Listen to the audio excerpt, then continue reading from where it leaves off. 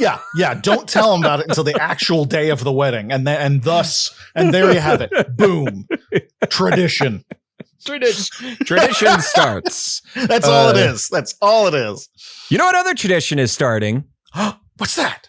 Hey everybody, welcome back to Pixelit. My name is Kevin, with me as always as Phil, and on today's show we are finishing off Doom. That's right, Doom World's on Fire. We're finishing it off today.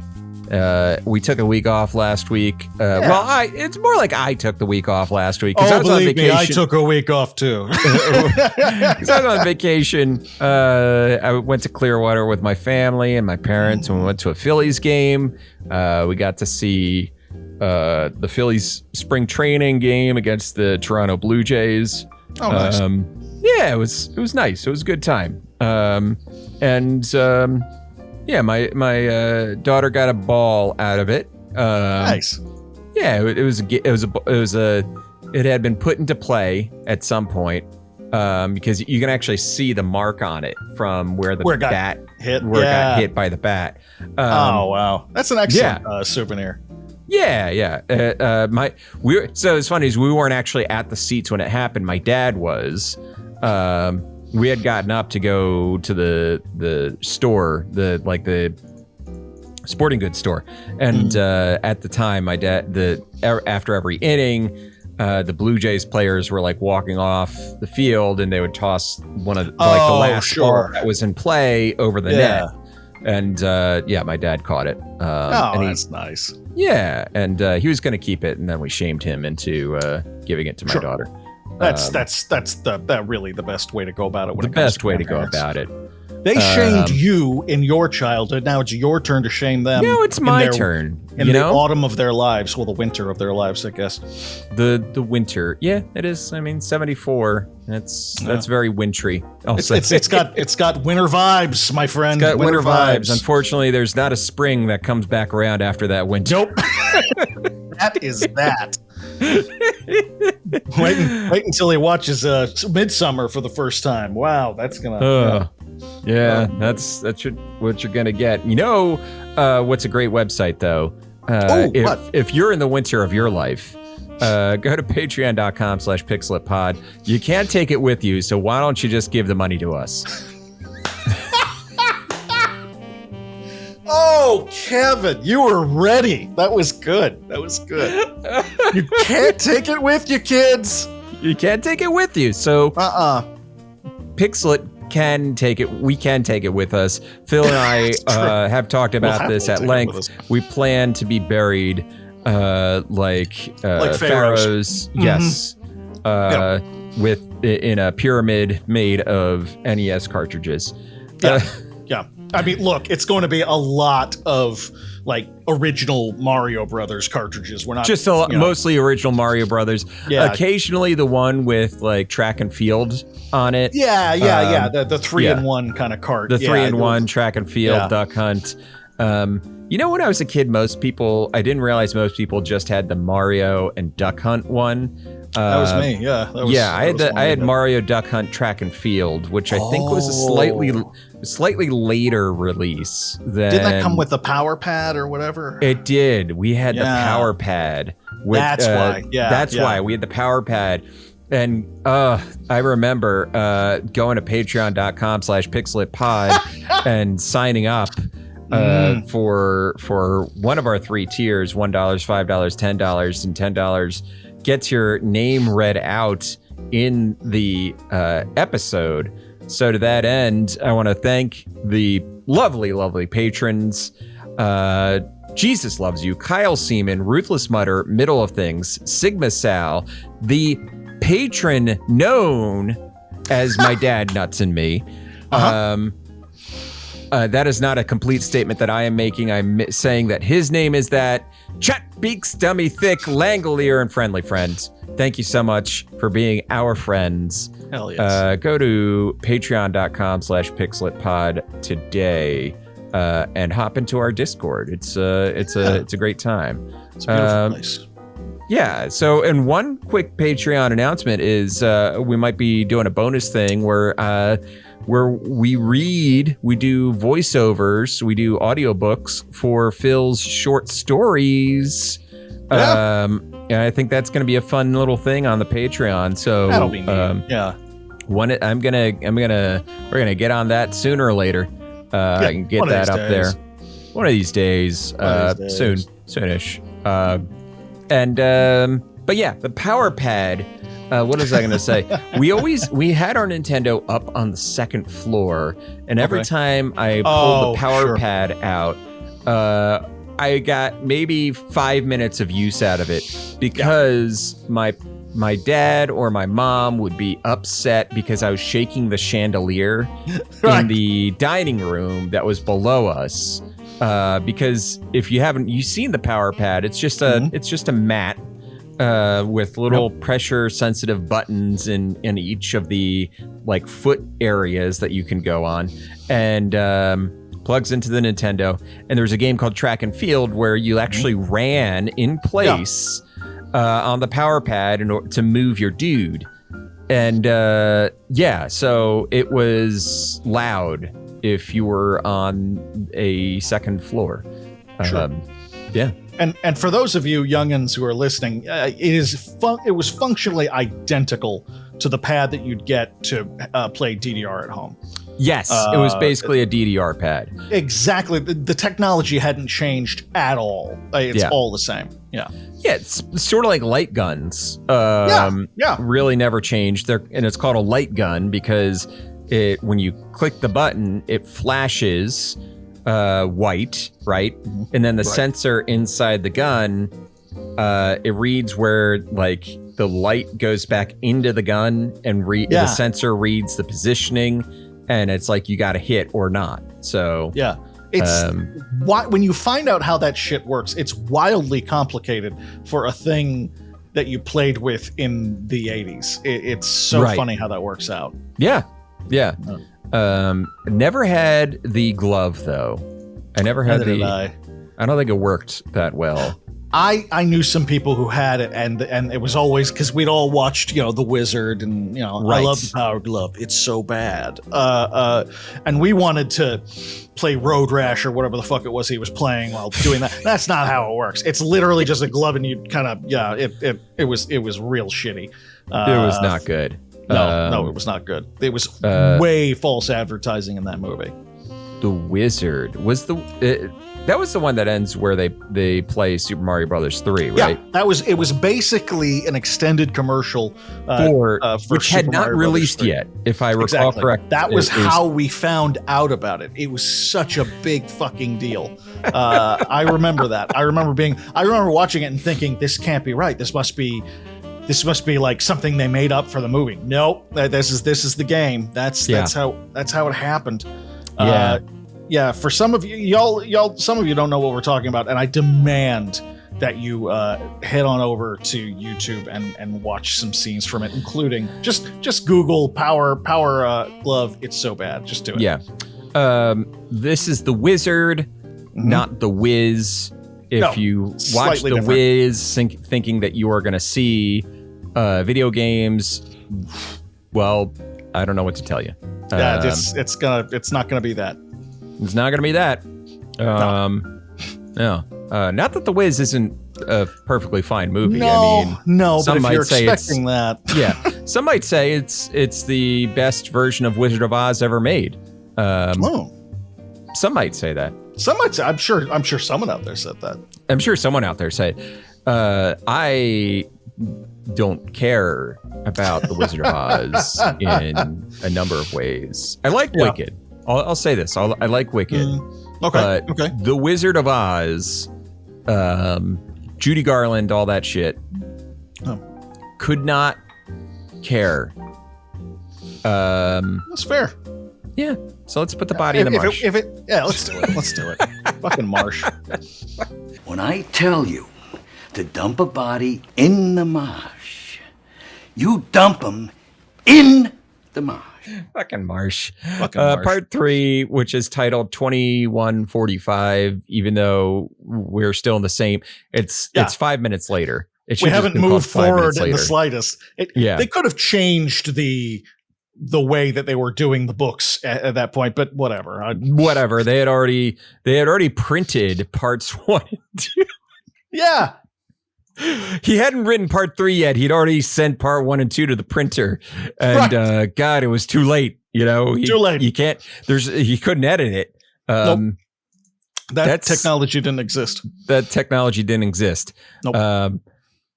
Imagine that's like if you were writing serial. That's like if you were writing Sherlock Holmes stories. Sir Arthur Conan Doyle writing Sherlock Holmes in the paper and decides he's going to change the story, how the stories are told like halfway through. Yeah, kind of. It's such a weird thing. Yeah, it was like it's instead of epistolary, it's going to be first person from Sherlock's point of view. You're like, okay, okay. Why? I don't know. I just am bored. Instead of past tense, it's because they're all from Watson's journal, right? That's the. I don't know if all of them are, but the few that I've read, I recall that being the format. But yeah, we'll have to check that out. I was actually watching a video on Sherlock Holmes, and now I feel like I have to read something now. Oh, okay. Right. I'm not going to distract us anymore. God damn it. Chapter 29, we meet a bored kid named Theo and his mom who have just arrived on Mars, and we find out that his dad works in Delta Labs. Meanwhile, Ishii is at the old comm center trying to get a message out before someone finds him. Elsewhere, Kane is looking for him and asks a security guard who has bad teeth, and the security guard says, no one's come by. Cut to the sergeant telling the Marines their assignments for the day, and they need to hit their marks, but can't question what it's for. All right. Swan tells Campbell that they need to go to the experiment, but Campbell wants to stay with the weapons.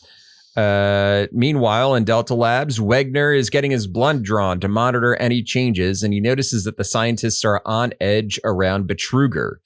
Betruger is watching the lab get ready, and he starts mumbling an incantation to himself.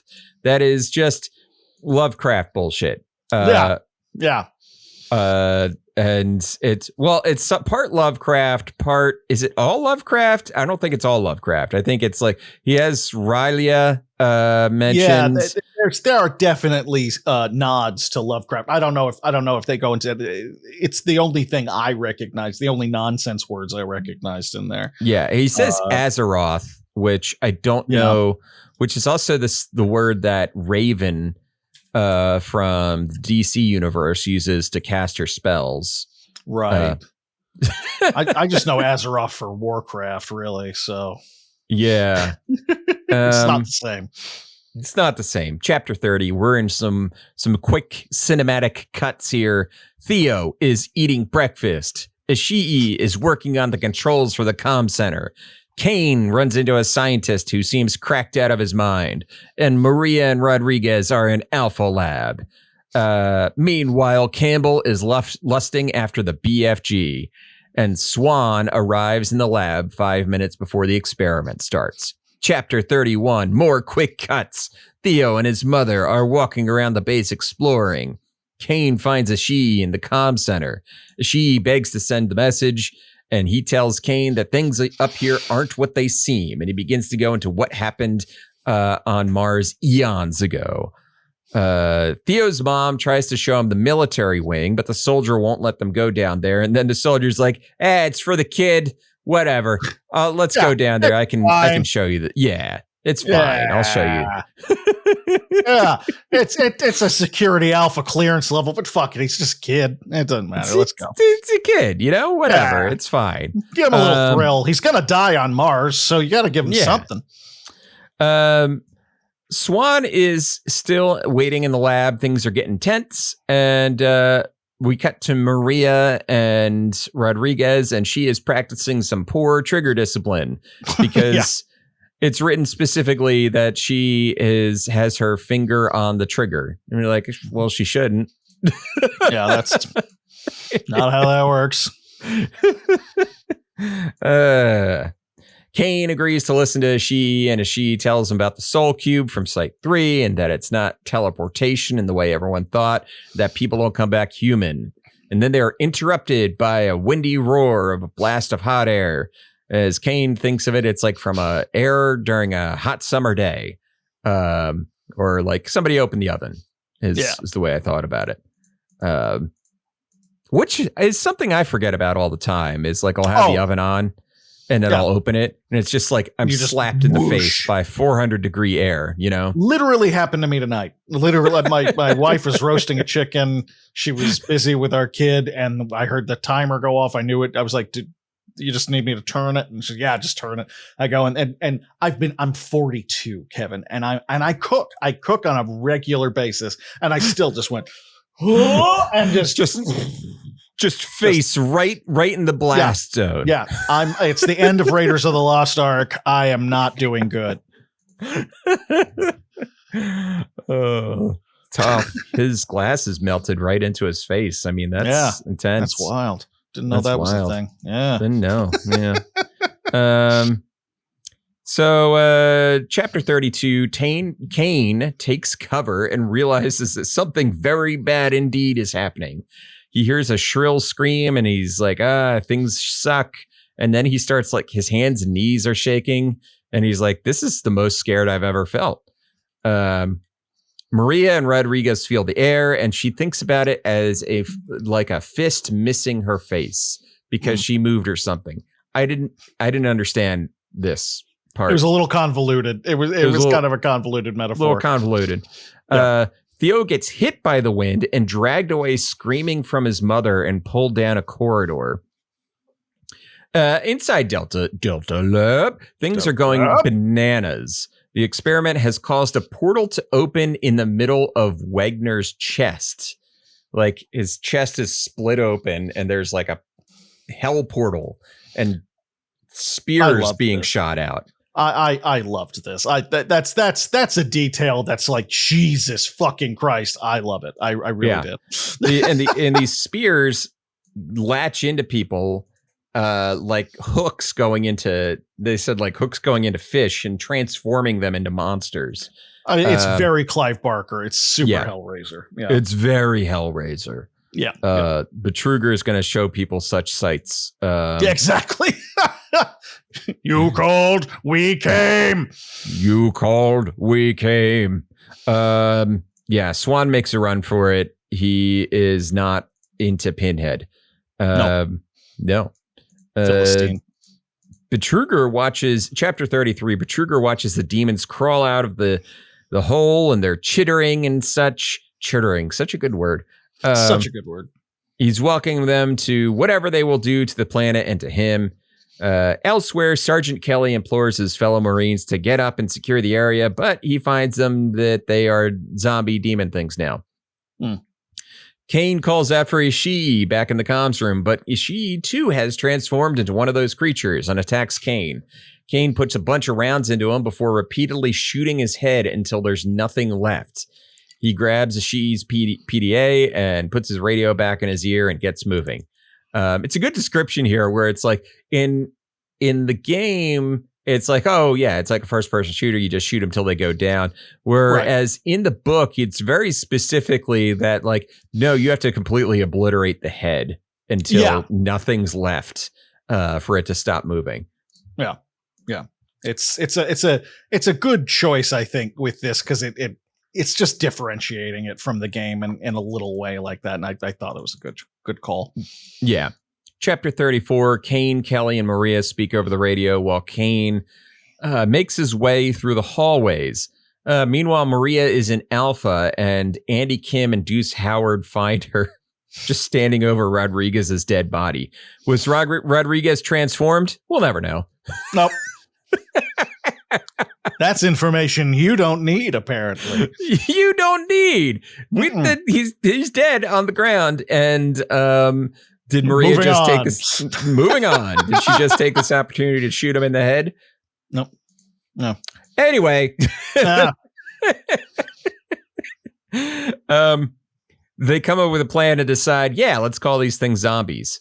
Yeah. I did like that conversation where they're just like, he's like, the zombies. And they're like, zombies. Like, well, what else would you What call else them? you want to? You know what? Yeah, I like fine. that because you don't see that actually in zombie media all that much. They will do anything. Writers will walk on their lips before they admit that this is a zombie with a capital Z. So I appreciated them being like, yeah, cut the shit. It's a zombie. That was nice. Yeah, it's not a walker. It's not a shuffler or whatever. Yeah, whatever we're calling them. No, it's a zombie. Campbell is in the weapons room when all this happens, and he hits his head from the shockwave. He calls Swan and gets in touch with him. Kane, meanwhile, is fighting through a trio of zombies, but is having trouble with the third one. Maria, Kim, and Deuce begin clearing hallways as a 3-person phalanx. They get surrounded by a group of zombie Marines. Group of zombie Marines begins shooting at them. Deuce is shot in the chest and killed. Andy and Maria continue on. Campbell tells Swan to get to the comm center and contact the Armada and tell him the situation while he secures administration. Chapter 35. Theo looks around for his mom. The soldier that was with her is no longer there, and his mom has become one of those monsters. And she starts lumbering towards him while he's too terrified to move. This is actually a really good moment. Yeah, it's very effective. I didn't like it. It's very... I'm still in this raw phase as a dad. Like my kid's just over a year old, where when they put a kid in danger in movies, it changes. It's different now. I'm just like, it's different. Choose wisely, creator. Like I can't help myself. Have you watched the 1988 version of The Blob since becoming a dad? No, but I know exactly what you're talking about. They killed a couple of kids in that. Like, that was, in kind of horrifyingly brutal ways, terrifying ways. Yeah, that movie. Oh my god, that people sleep on that movie all the time. They do. It is a badass movie. Yeah, it is a magnificent gore fest. Like it's insane what they pull off. Was it 88? Is that what you said? I want to say it's 88. I'm gonna take a moment. The Blob remake. 88. Yeah. Yeah. That's Jesus, that movie. Yeah, there was another one announced. Another remake announced for David Bruckner, who the guy who did the new version of Hellraiser. Right. And did a decent job on it, I thought. Yeah, he did. I mean, I like the Hellraiser remake. Very different. It's completely different than it does a good job because it is so, in terms of story, wildly different than the original one. Well, story, yes. Yeah. But I think that's the thing. It kept the overall vibes, if you will. It kept the overall vibes very well. Yeah. And so you have a non-binary Pinhead. Which is anybody who bitched about that can suck my dick, because it was like, this is just it. That's what this whole universe is about. It's about experience and pleasure and pain. So of course, Pinhead isn't going to choose one gender. Are you out of your mind? That's not it. Yeah. That's not it. I have very strong feelings on Hellraiser. You have very strong feelings about people's perception of Pinhead. Well, that too. Queer as fuck. Let's just say that. And if you don't understand that, then you don't get Clive Barker. Nope. Yeah. Because you know who else is queer as fuck? Clive Barker. Oh, gosh. So, yeah.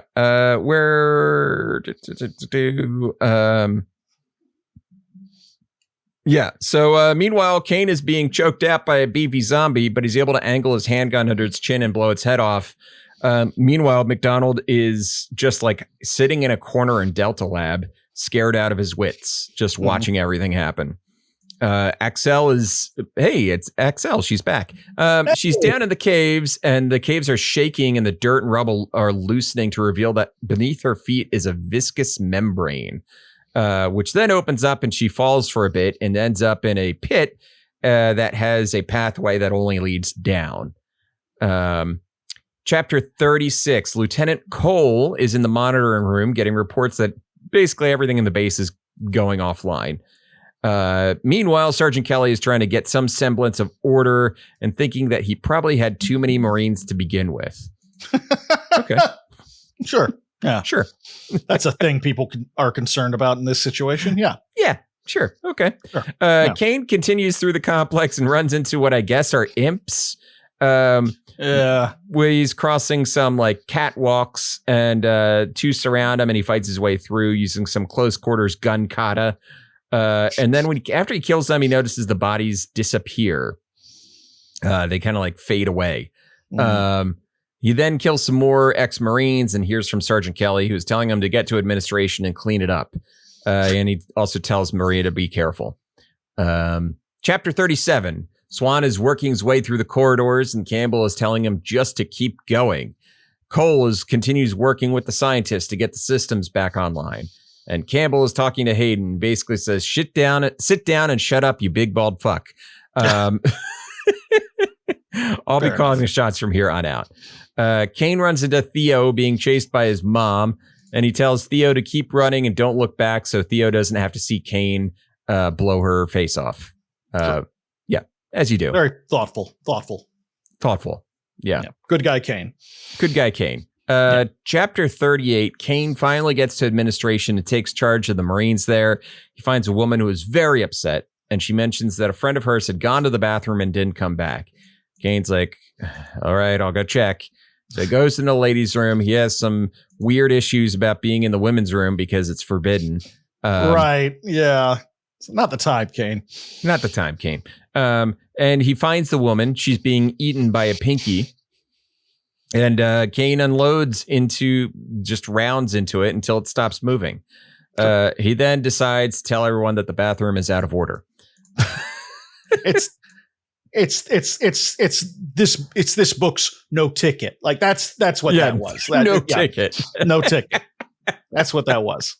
He then calls Kelly and tells him that admin is good to go. Chapter 39, Campbell and Hayden walk through the bestiary. While Swan arrives in the comm center and waits for the communications to come back online. Maria and Kim relax for a moment while they have the newbie Marines dispose of the bodies. Campbell tells Swan to tell the Armada to get closer to the planet but not to interfere quite yet, that they won't rush anything out to Kelleher. Meanwhile, Kane sits down and thinks about what just happened. And then we get a brief section called Aftermath with one chapter, chapter 40. In Delta Lab, McDonald sees Betruger walk back out of the portal and he looks different. He knows that Betruger is going to open the doors to Delta Lab soon and unleash hell, literally. Back in Palo Alto, Kelleher is annoyed that he's being kept in the dark. So Kelleher knows more about what's going on than like Swan and Campbell realize because he has more people on the inside than even they realize. And a man named Dr. Simonson asks him if he wants to pause the experiments that he's working on because of what happened on Mars. And Kelleher's like, no, keep going. Just like, be more cautious. So basically he has this guy, Dr. Simonson, doing the same experiment, just like elsewhere.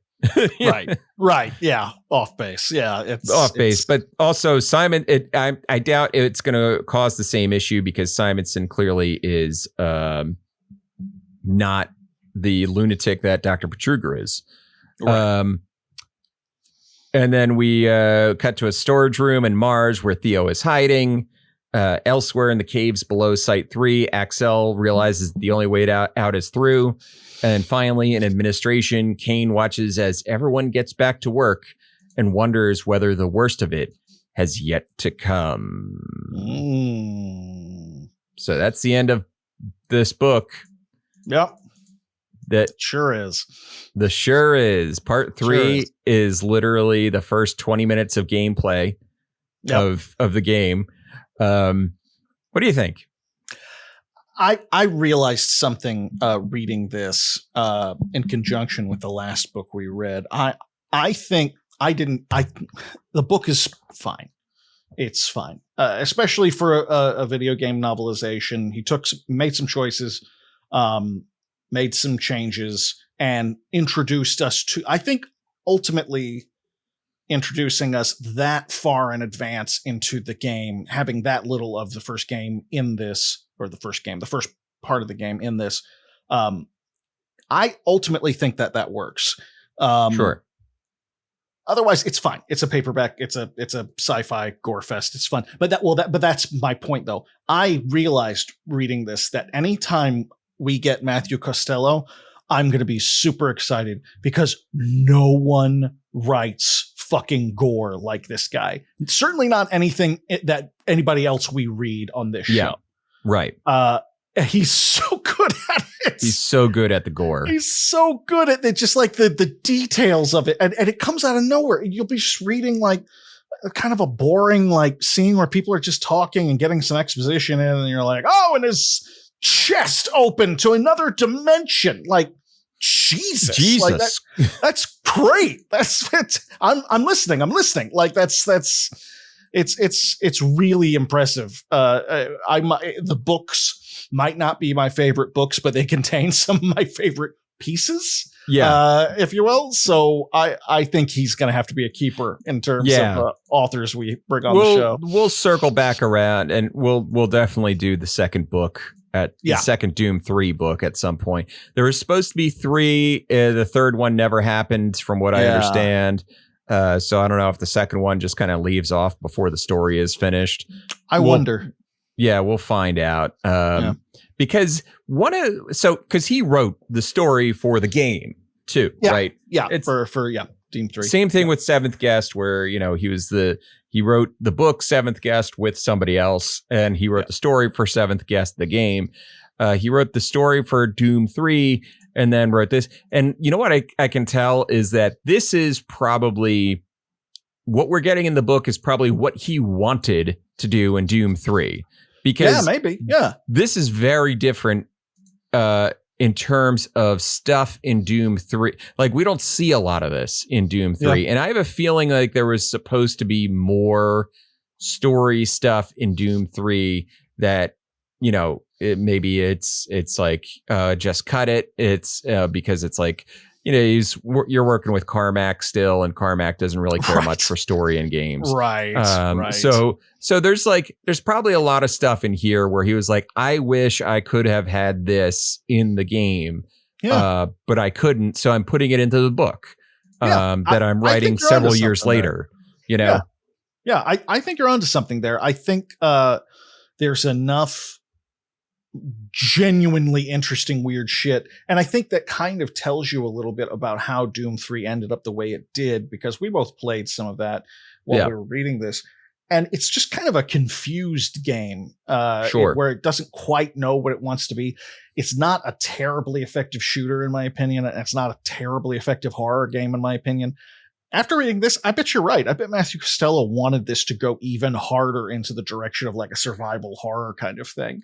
Yeah. And Carmack like just nixed that. Whether or not that's a good idea or a bad idea, we'll never know. But I think you're right. We'll never know. But yeah, so that's Doom 3, Worlds on Fire. Pick it up at your local used bookstore or whatever. It's, I don't think you can get it on Kindle too, but we're currently on a thrift books, used books kick over here. Same. We're trying to cut as much Amazon out of our lives as possible. Good. Thrift books rules. There's so much good shit. They're great. Also, if you have a local library, go join your local library. There's 2 apps that our library uses. It's one called Libby and one called Hoopla. And a lot of times you can get, books through there, digital versions of the book, you can get, and they can be sent to your Kindle if you do have a Kindle or what have you. And they also have audiobooks that you can get through there. As if it's not checked out at your library, you can get the digital version through these apps. So, that's always worth taking a look at as well. Oh, yeah. Yeah. So that's it for this book. Phil, I have one final question to ask you. What are you playing? Okay. All right. So we did take a little. We took a little break, and I made up for lost time in many ways. So I'm going to start with the demos I played. I played Dead Letter Department, the demo for that, which is a very effective horror game where you are working in like a data entry kind of group. Basically, you're working for the part of the post office that gets returned mail, and your whole thing is they show you a scanned envelope or postcard or something like that, and there's a highlighted part of it, and your job is just to write it down. Write it down, type it out. They're illegible. Often there are, it's smeared, and you've got to make a decision on it. It's kind of slow at first, but it has that kind of Doki Doki Literature Club vibe where it takes its time, and then shit starts to happen. There's something fucked up underneath this. Yes, and the stuff you're reading is horrifying. I read a recipe on a postcard for how to prepare testicles for dinner, and it's like hold, and I have to write this down. That's the whole point. And at one point, it's really effective because you're in front of this screen. It's one of those games, and I get a shadow across the screen, like someone walked behind me. Look at me. Look at where I am. There's nothing here. I know that. And it scared the spit out of me. It was so effectively done. Really, really good shit. That's amazing. You know what? Yeah. You know what game did that very well was the what's that Stranger Things? Stories Untold. I was just going to say Stories Untold had some shit like that really was like kind of spine tingling because of the way it was like that you because you were playing on a computer inside the game, so there was like some if you liked that, then I think this is more that people will enjoy. And it's one of the few demos that I played that the game is actually out, so it'd be worth taking a look at. I know I'm going to come back to awesome. It. I also played a demo for, and this is the last Next Fest game demo that I played, and it's the last one I played, and honestly, I think it's my favorite of all of the demos that I played. Sure. This game is called The King is Watching. This is a combination city builder tower defense. Not really a tower defense, kind of. Mostly a city builder. The whole gist of it. Oh my God, I love the graphic for it. Yes, yeah. First and foremost, the art direction is bonkers. It's really weird, and very. It does this whole thing where it sets you up to think this is a really dark game, and you play it, and it's kind of lighthearted, and you're surprised, and then boom, it's dark again. It's very effective. You have a grid. It's like a lot of city builders. You've got a grid with squares in it, and you can build your farm that feeds into your windmill, that feeds into your et cetera, et cetera. And you have a track of time that passes, and at different intervals, increasingly large hordes of goblins will attack your castle. What makes this stand out and explains the name of the game is that you have the squares, but you have a limited limited vision. So when it starts out, you have like an elbow piece, 1, 2, 3, and the only squares that work are the ones that are underneath that frame. So if you've got a full, set there, you've got your farmers, you got your whatevers, you got your miners. The only ones who are actually working are the ones that you see, that you are highlighting. So it requires you to rearrange and change because the king is watching. Because the king is watching. And as you go, you can upgrade and see more as you go. And it's got a great pace to it. And you know me, I like my lazy games. I like chilling and that sort of thing. And it's got just enough of that to get me into it. But then there is a urgency to it that is really engaging and really neat. I believe that it's set up to come out in May, and I'm really looking forward to this one. Ooh, that sounds good. It has like a little tiny taste of Lovecraftian cosmic shit in there, just a little bit. It's really interesting. I'm really looking forward to this one. I think that the game is going to be solid because this is just a taste of what they're adding, and there's a lot that they're planning on doing with this. So I'm really pumped about it. Right. Yeah. So that was the last demo from that time, that the whole Next Fest, and it was definitely my favorite of all the ones I played. Yeah, really cool stuff. Over in actual games I played and finished Face Miner. Okay. This is another interesting, you're in front of a computer kind of games. First and foremost, it's a clicker. It takes place in 1999, and you work for a face mining data company. Okay. And they put up, you got a grid of different faces, and you have to click the actual faces to help the computer figure out which ones of these are actual faces. So right. it's got that kind of dark undertone to begin with. Just like in other clickers, you are in reinvesting your money into different tools and products and software and stuff that increases the speed, and you get your auto on it and that sort of thing. And you also, but while you're doing this, you have to upgrade your computer because your software and your hardware and that sort of thing takes a toll. You've got to get cooling right for your computer, and that requires water. And so right. So you're going to want to invest in water recycling units and later solar panels for your energy needs, your power needs. As you go, you're getting emails from the team, from people you work with, from people who you work for, and they read them out to you in this great 1999, like, I can't believe that, like that old thing. And they read it to you as you're going, so you don't have to like stop and look at it. And as it goes, things start to unwind and they get very bleak.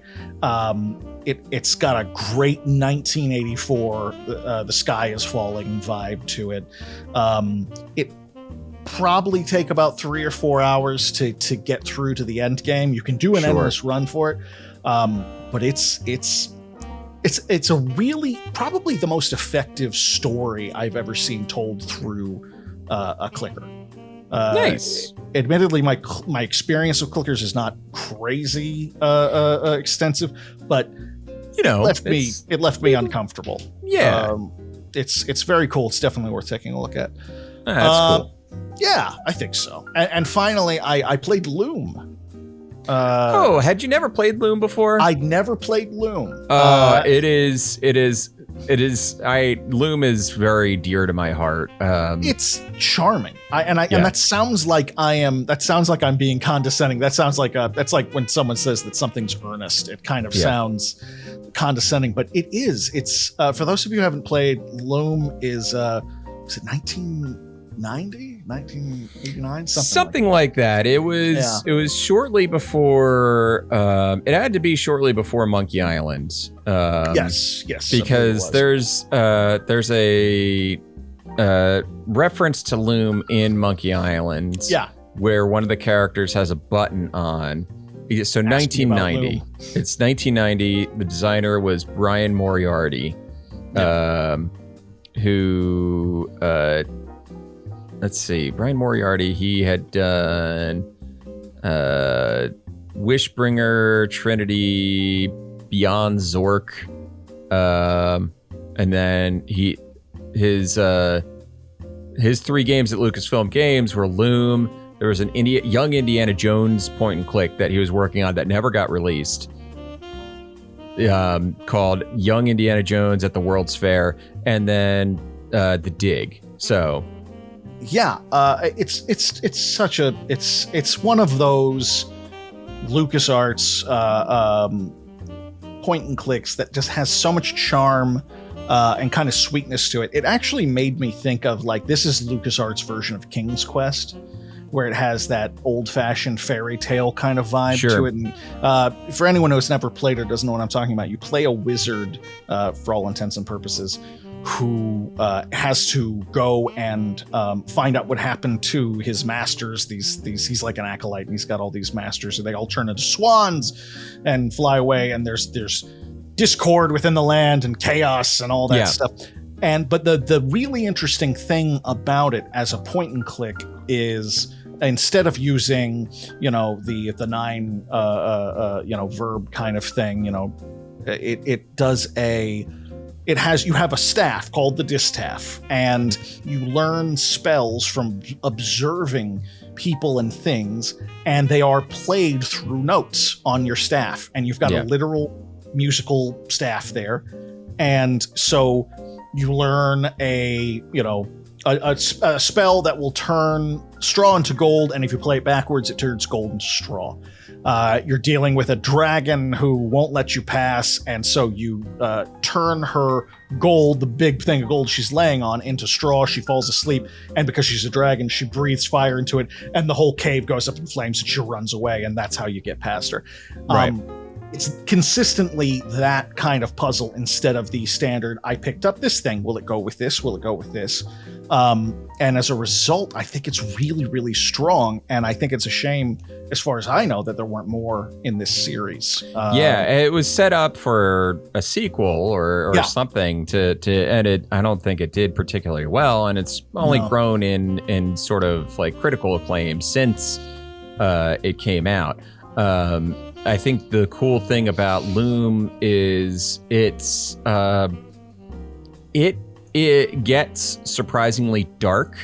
The stuff they talk about, the story is it gets so that because the group of magicians that you're part of are called the Weavers, and their entire thing is basically maintaining this cosmic loom that holds everything together. And the antagonist is like this guy. The first antagonist is basically this guy who wants to summon this otherworldly demonic presence to help him take control of the loom, and basically for his own goals. But there is wild stuff where it's like, it's like you meet this guy and he isn't this a great character, and you come back, no, that guy was brutally murdered. And you talk to his ghost, and you're kind of responsible for it, by the way.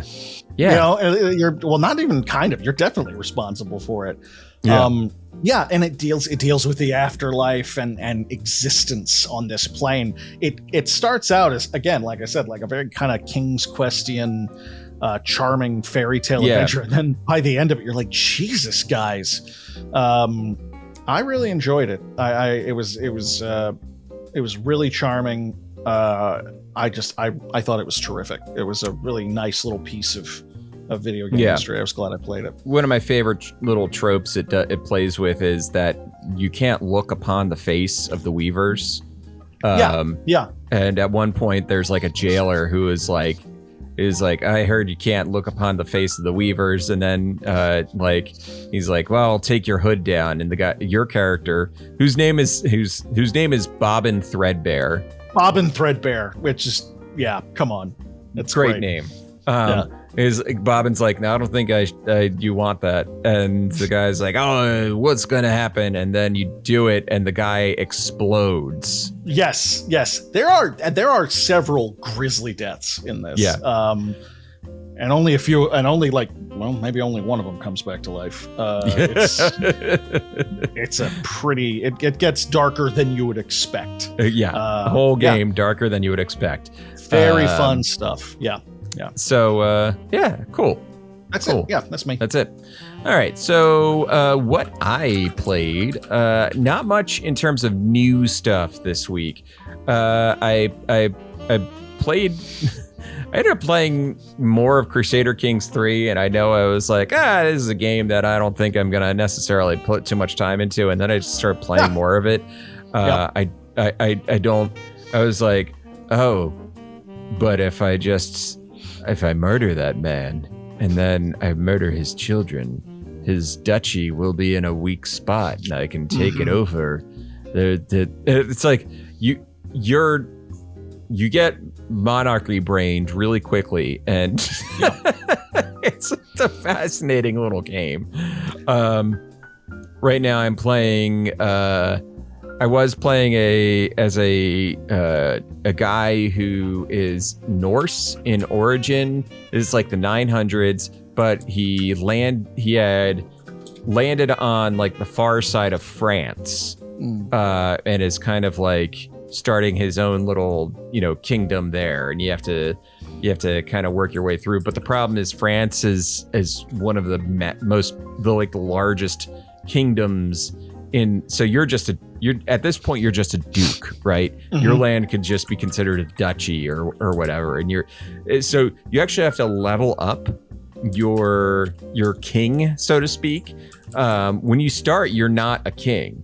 In most instances, you're something smaller, and your rights as the monarch depend on what people view you as. So if you are just a duke, or what have you, when you start, and you have I can't remember the tiers, and you have baronies or counties below you, like you don't get to say, like, change the laws to make sure that they stay together when you die, right?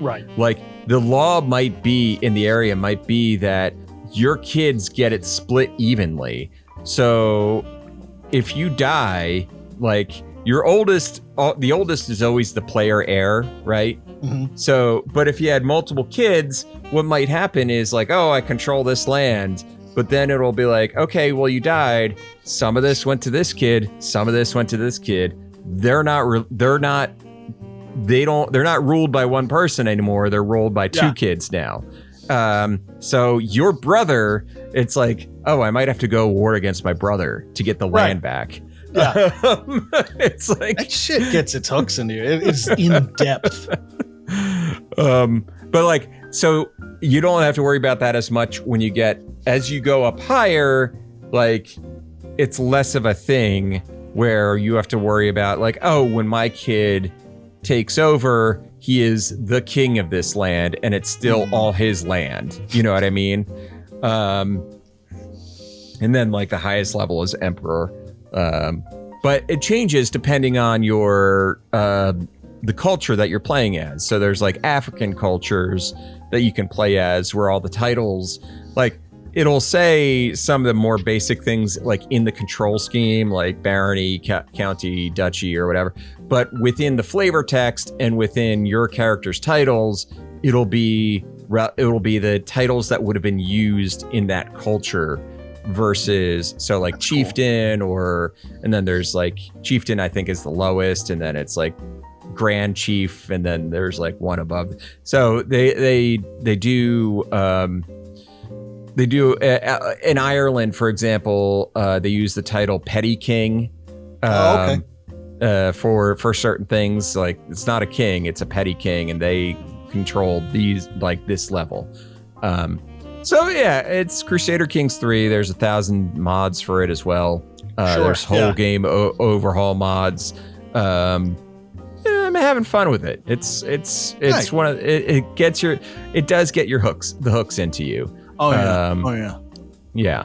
So and they're still adding stuff to it as well. So the fan base for it is very devoted. It's very one of those devoted games. Yeah. And there's three eras that you can start from. So it's like 900s, 1100s, 1300s, or something like that. And then each era has its own different group of kings that you can choose from. Nice. And they're like they'll be ranked easy, medium, and hard. Like, so it's like, okay, this king is not in a good situation to start out with. It's going to be like an uphill climb to play as this one. Whereas this one, it's like, they got a good military. You could roll through your neighbors pretty easily and start your kingdom. So yeah, it's pretty cool. Nice. I understand now. yeah. The more you've been talking about it, the more, because I have the second one.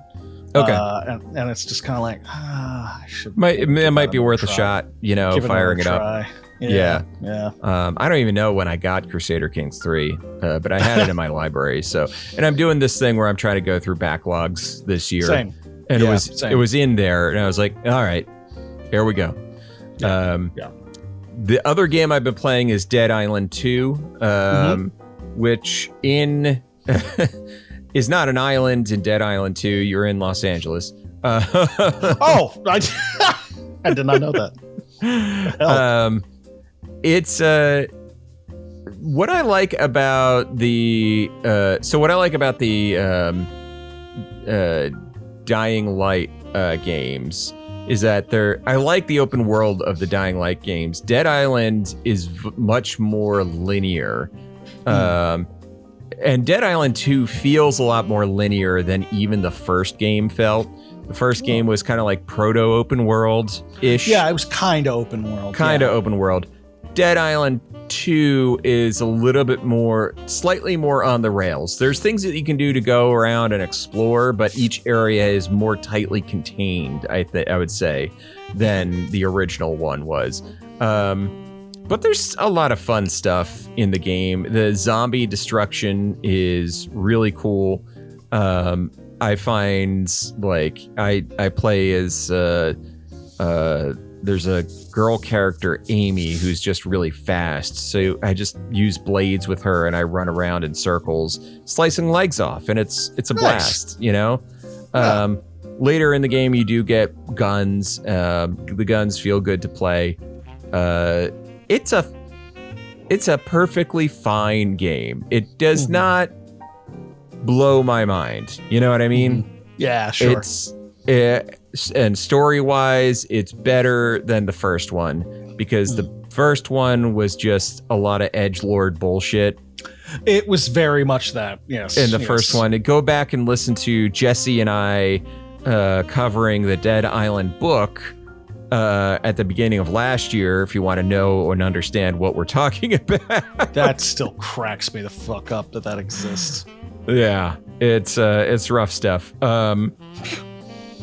So yeah, Dead Island 2, perfectly cromulent zombie killing game, Yeah. Story, it's fine. It's fine. It's fine. It's fine. It's fine. And what else? I guess Power Washing Simulator shows up at the top of my... So if anybody who has played Threes... Threes. Yeah. The game Threes, it's a tile game. The rip-off version of that was 2048. And 2048 is the game that makes you feel smarter than you are. Because you can beat 2048. It doesn't take that much time to actually beat 2048. Threes has taken me the better part of 10 years, and I haven't beaten it yet. Playing off and on. I got the second highest number though. I got the 3072 tile. There's only one or two more for me to get, and I will have officially beaten the game. Nice. After playing it off and on for 10 years. It is wow. It's not an easy game to get good at. Yeah, no. That's kind of the point of it. That's crazy. Yeah. It is. Yeah. So yeah, and that's what I've been playing. Nice. Yeah.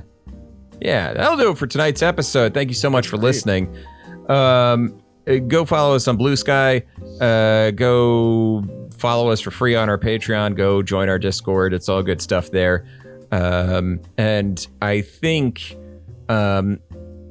So I've been trying to get rid of these mole rats that have taken up residence in my attic. Yeah. And Phil, have you had to deal with mole rats before? All right, I have, and I know we're having a lot of fun lately with the episode, with you cutting me off before I get into this thing. But this does sound like a serious problem, and I want to let you know